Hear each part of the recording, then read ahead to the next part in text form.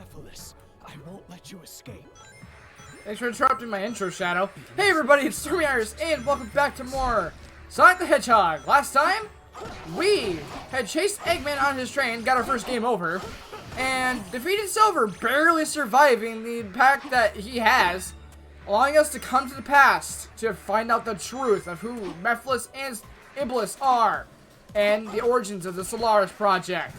This time, we're in pursuit of Mephiles. We can't let him escape, because if he does, then it really doesn't change much.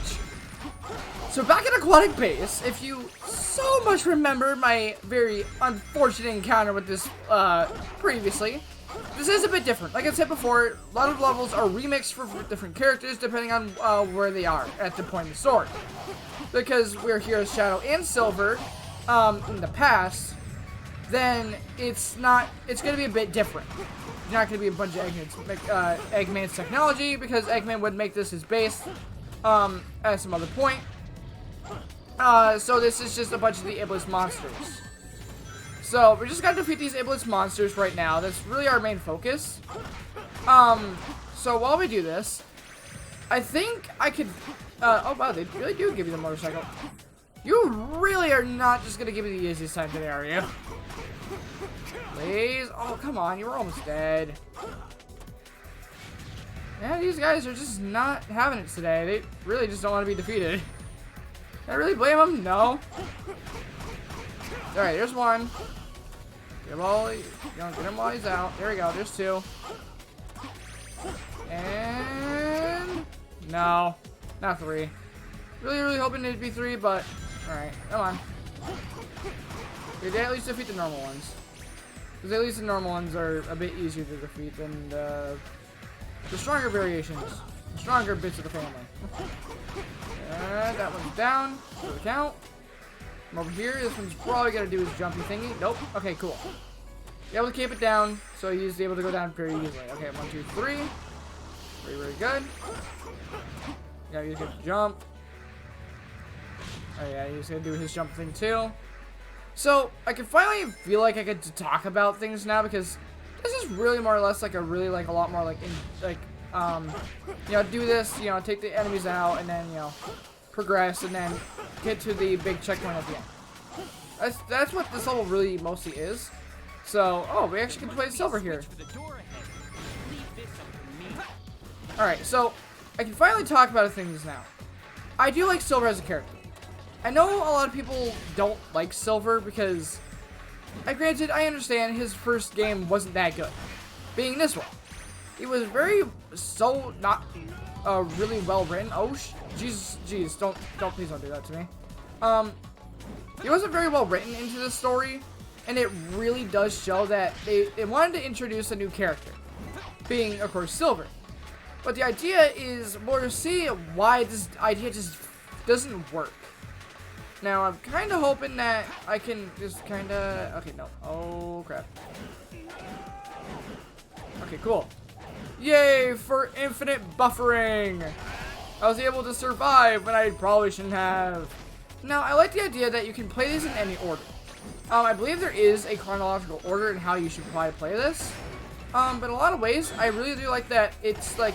you can play this in any way you want, yeah. But, like, I like to play, like, how...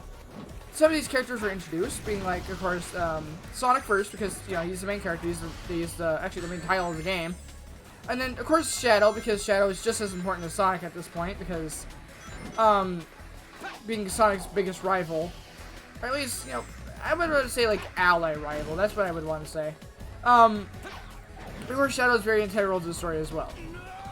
Another big point I wanted to talk about as well, I mean, Silver is there as well. He is a... like, did I just skip a portion of the level by doing that because the thing wasn't loading in fast enough? That's funny. They should probably hire me for a speedrun. I managed to find a really cool skip. I'm just kidding. So you guys are just not gonna give me the easiest time right now, are you? Okay, there's one down. You're gonna swing your thing at me. Oh, now you are. Eh. There we go. It's down, so I can come over here. Now, again, doing Silver last. Of course, I was gonna do Silver last. He's the newest character, but his story's a little bit more, like, his story is very different from those before him. Silver, But- let's split up and chase our new targets. Well, how did he end up here? It was just over by Silver. What the hell? Okay. Very slowly make our way to the Iblis monster.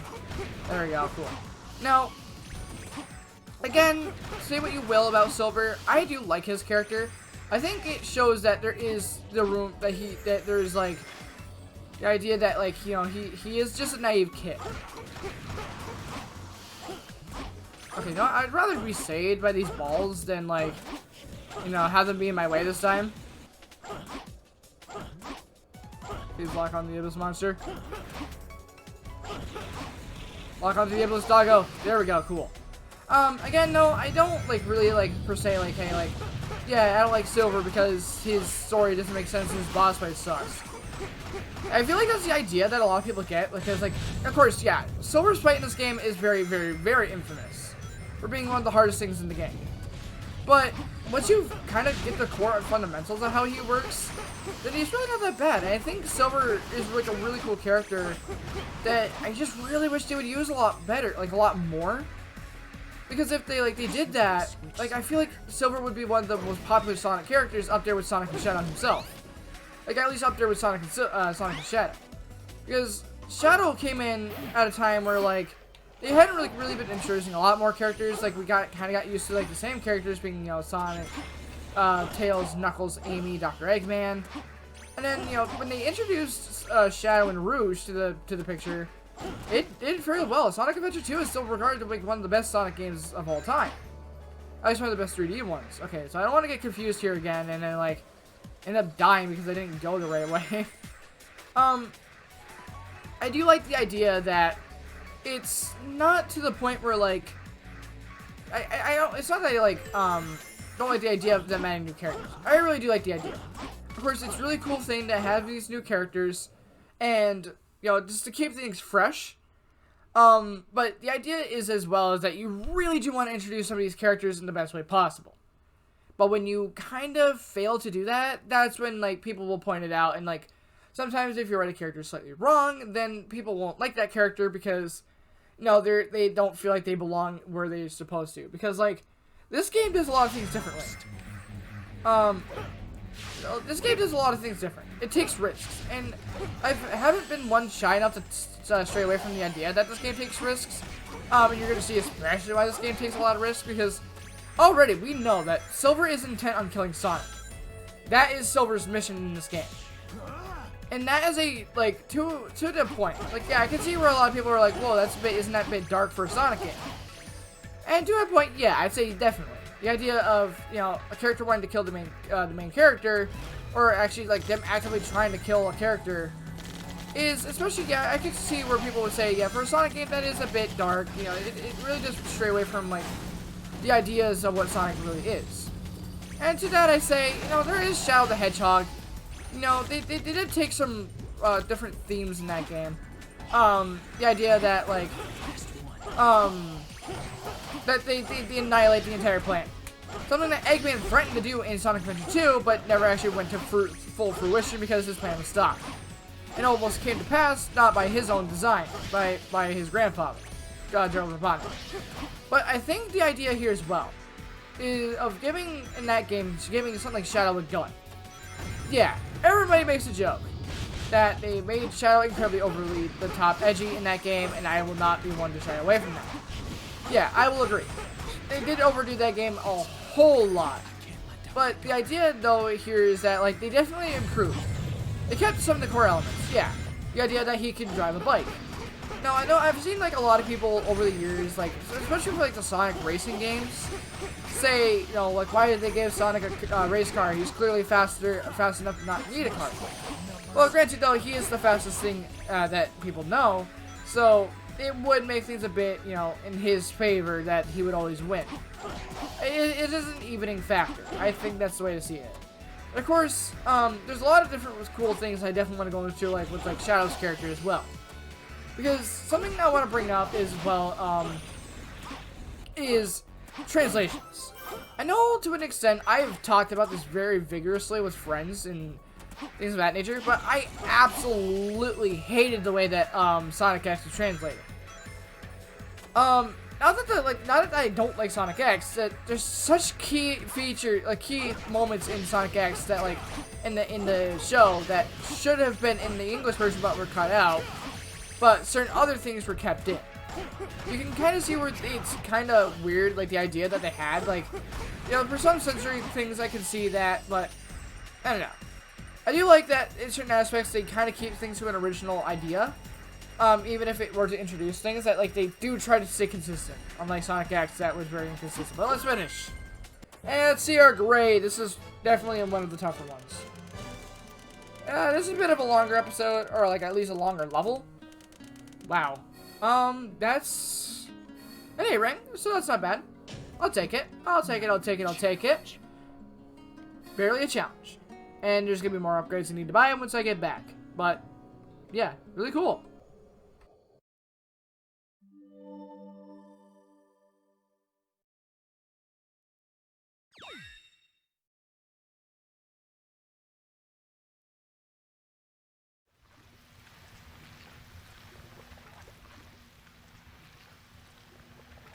Chaos control!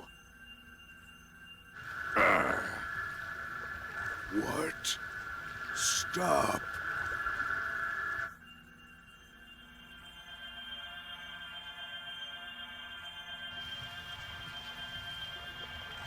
Who are you? I'm Shadow. Shadow the Hedgehog. Shadow, your face, your form, I will remember. Your death, certain. You will die.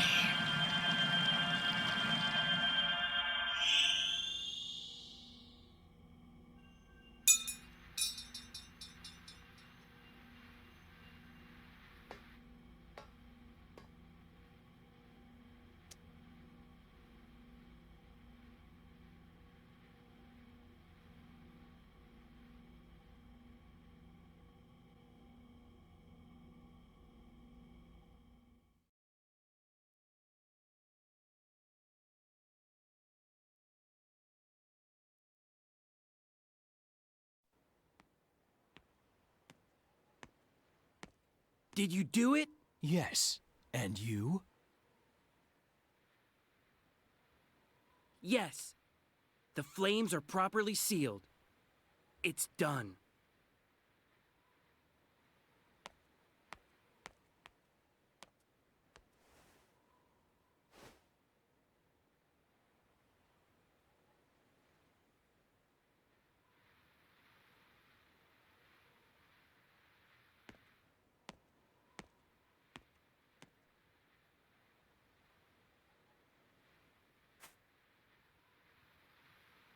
You're going to leave it behind? Yes. I already know what becomes of it in the future. It's time to return. Yes, of course.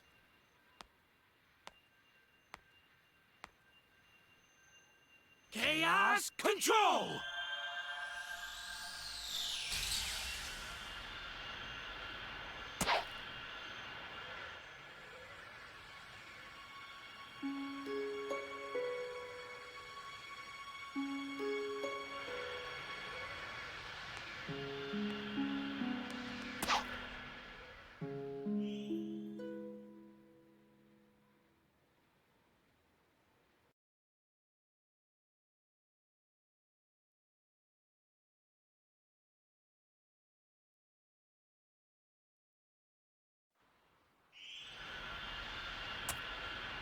You're back sooner than I expected.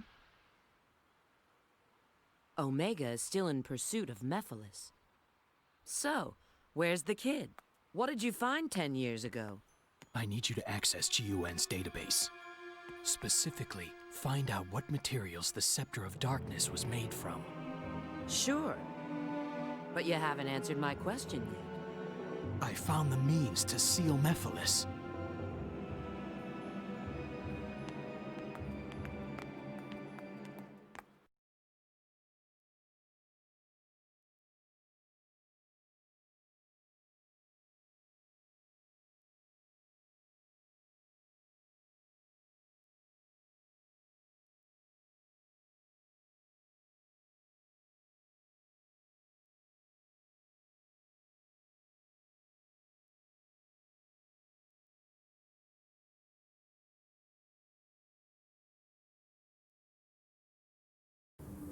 Agent Rouge, respond. The location of the Scepter of Darkness is unknown, but there is an archaeologist who's researching it. If you find the archaeologist, you might get more information. Huh, I wonder where the archaeologist is. Oh, right here. Oh, okay. Throw me right into a level, why don't you? Okay, so I want to talk about something I want to talk about. A lot of people have brought up the idea if when Silver asked Shadow why he leaves the Scepter of Darkness in the past, because he already knows what becomes of it, why does he need to take it with him? Because Mephiles is already broken free. It's very... Time travel is very weird, and I do understand that people will be... Oh no, help! Wow. Such grace. But the idea is that Mephiles is already in the present. He already broke free, so there really wouldn't be a point to, keep hold to it. Or keep holding on to it if Mephiles is already broken free. That's my interpretation of why he does it.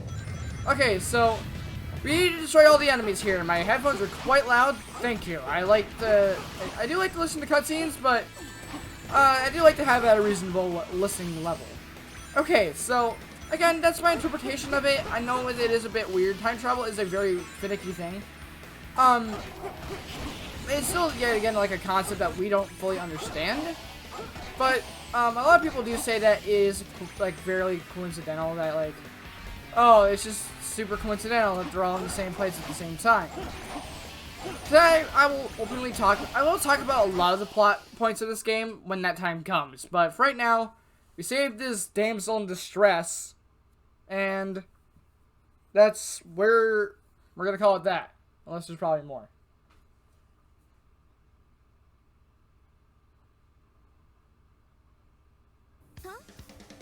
Thank you. I'm Adriana. I'm an archaeologist researching the Soliana ruins. When I was researching the ruins, they suddenly attacked me. I'm so glad you came. I was researching the Scepter of Darkness, a royal treasure recorded in ancient Solianan texts.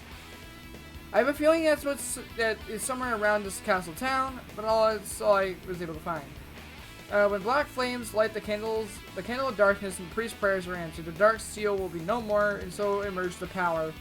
Candles are everywhere, but I have no idea where to find the candle of darkness and the priest's prayer. What is that? Plus, what's a black flame? That's not normal. Maybe a special light?